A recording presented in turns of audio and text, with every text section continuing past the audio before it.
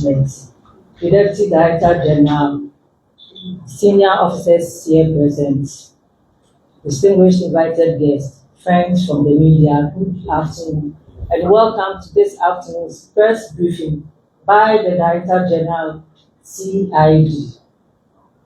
Without much ado, I would like to introduce some senior officers here present to assist the Director General in this afternoon's briefing. We have the Deputy Director General, CID, in the person of Deputy Commissioner of Police, Mr. Solomon Ajoint. A clap for him, please. Sorry, Deputy Commissioner of Police, Mr. Solomon Ajoint. Thank you, Madam. We have the Director Administration in the person of Chief Superintendent of Police, Mr. J. Osei Echampong. A round of applause for him, please. Last but not the least, the Director of Operations, Chief Superintendent of Police, Mr. Baba Ananga. Shall we now invite the Director General, Criminal Investigation Department, the person of Commissioner of Police, Ms. Yako Donko, to give us this afternoon's first briefing.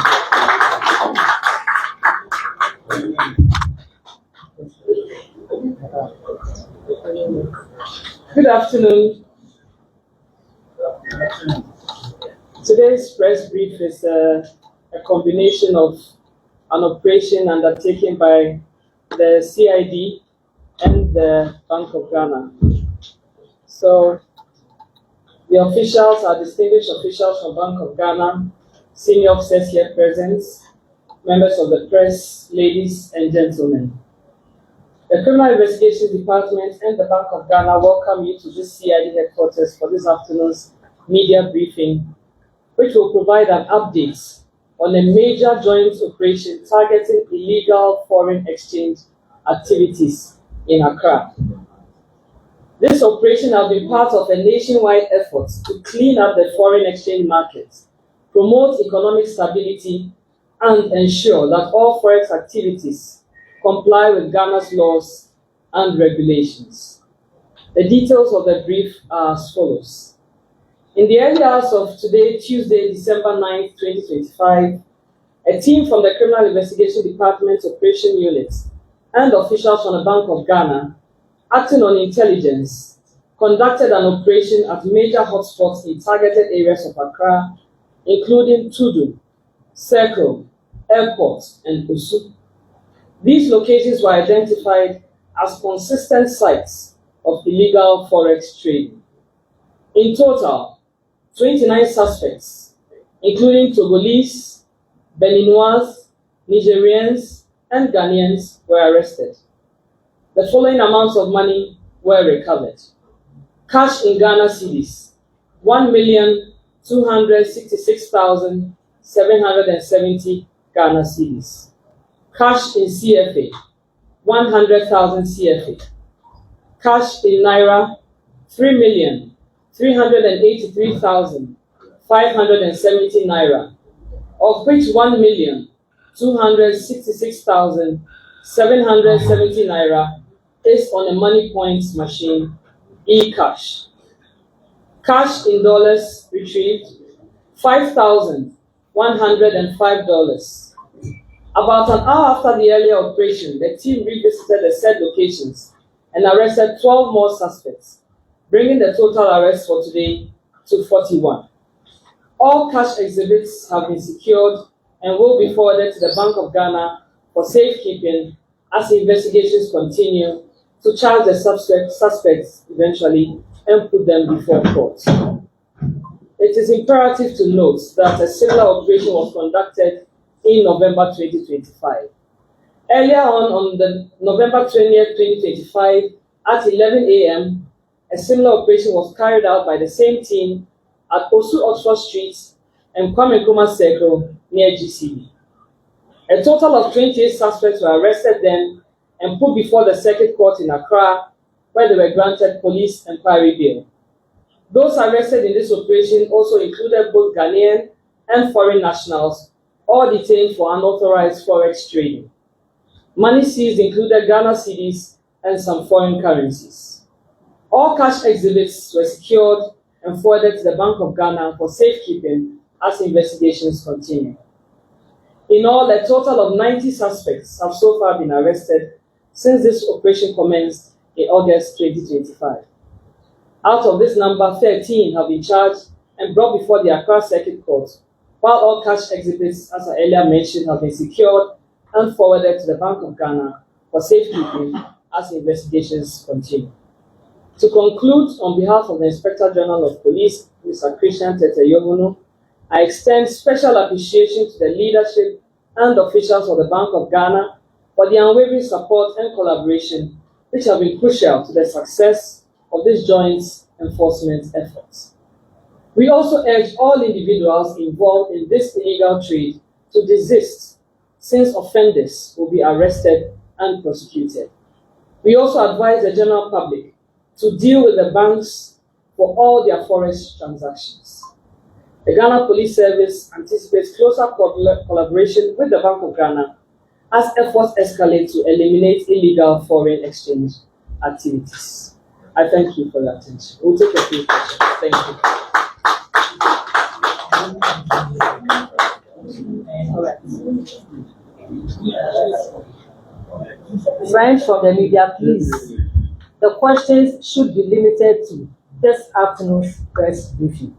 Thank you. Yes, Peter. Thank you.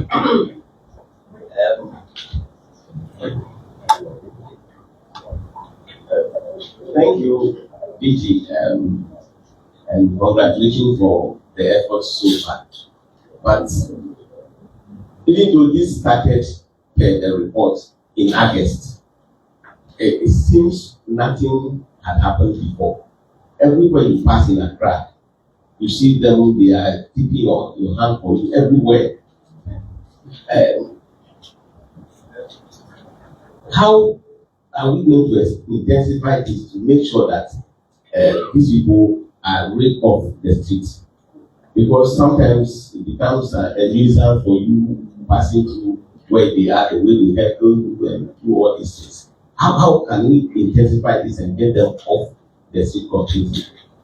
And why is the prosecution only 15 or so you mentioned out of 90 arrested? Does it mean other people arrested were not those involved in the operation that they targeted? Thank you.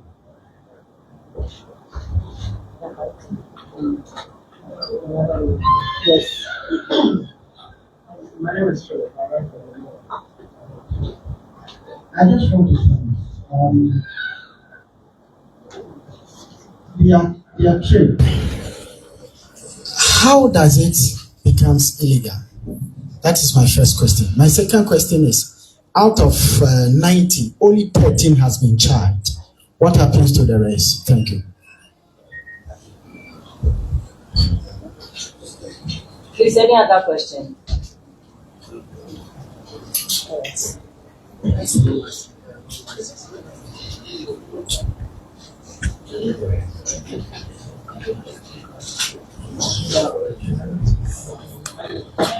So, Peter asked about how we are going to get them off our streets, and it started in August, but can you read that? Nothing else. Yes. So I mentioned in my brief that this operation was as a result of a sustained intelligence. So you get the intelligence, you monitor, you assess, and at the right time, that is when you move in. So it looks like it has started at a certain point, but it has to build up for us to get a good enough number to make that arrest, to have a good case for us when we go to court. So the operation is not going to end because we've made these arrests.